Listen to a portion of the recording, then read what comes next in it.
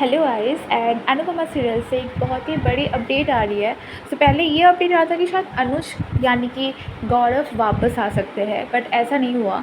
Instead वनराज शाह वापस आ रहा है। यस, लेकिन वनराज शाह सुधांशु पांडे वापस नहीं आ रहे, रोनित बोस रॉय वापस आ रहे हैं। वही जिनको आप मिहिर या फिर अदालत के वकील के फेम की वजह से जानते हो।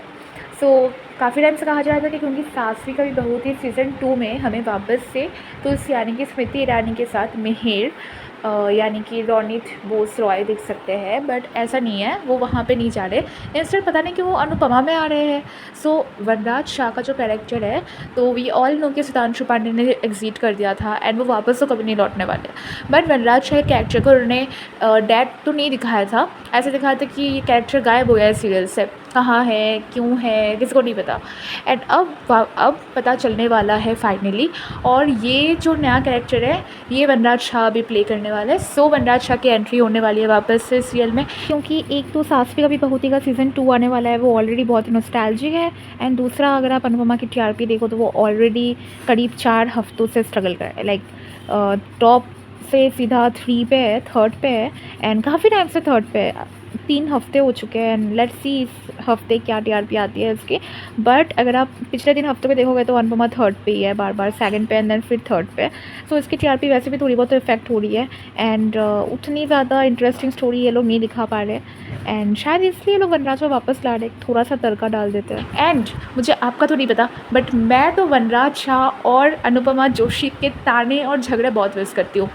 मुझे नहीं पता कि रोनित रॉय सुधांशु पांडे जैसा लाइक बिल्कुल सेम टाइप से एक्टिंग कर पाएंगे या नहीं कर पाएंगे, क्योंकि सबका स्टाइल अलग अलग है, या फिर ऑडियंस एक्सेप्ट कर पाएगी या नहीं कर पाएगी। बट अगर मैं अपना पर्सनल ओपिनियन बताऊं तो मुझे बड़ा मज़ा आता था जब वो दोनों एक दूसरे को ताने मारते थे, मिस्टर शाह और फिर अनुपमा जोशी, मतलब बहुत सही लगता था मुझे। एंड वापस से हमें ये सब तानेबाजी दिखने को मिलने वाली है, क्योंकि काफ़ी टाइम से बहुत ज़्यादा खींच रहे हैं ये लोग शो को। पता नहीं क्यों ही वो लोग राही के ससुराल वालों को कंटिन्यूसली दिखाए जा रहे हैं। इतनी टॉक्सिसिटी फैलाती है राही, कंटिन्यूसली अपनी माँ को हेट करती रहती है फॉर नो रीज़न। एंड राही की सास भी पता नहीं क्यों ही अपनी गलती बस अनुपमा पर थोपती रहती है। लाइक उसी ने अपने बच्चे को डंप किया था राइट पहले, एंड अभी अनुपमा क्या ही कातिल हो गई। मतलब 3 घंटे या 4 घंटे का ही तो डिफरेंस था शादी की रात और अगले सुबह में, उसमें क्या ही हो जाता। कौन से ड्रग एडिक्ट को तुम इतनी जल्दी ठीक कर लेते हो भाई, क्या इनमें बेसिक नॉलेज भी नहीं है। एंड देन राही पता नहीं क्यों राही माही को भी पसंद नहीं करती एंड माही के पति के सो कॉल कातिल अनुपमा को भी पसंद नहीं करती। ये क्या लॉजिक है? ओके, बट हमें वनराज अनुपमा के ताने वापस से मिलने वाले हैं। कमेंट सेक्शन में ज़रूर बताना कि क्या आपको लगता है कि रोनित रॉय वनराज शाह के कैरेक्टर को जस्टिस कर पाएगा या फिर नहीं, और क्या वनराज शाह को मिस करते हुए नहीं।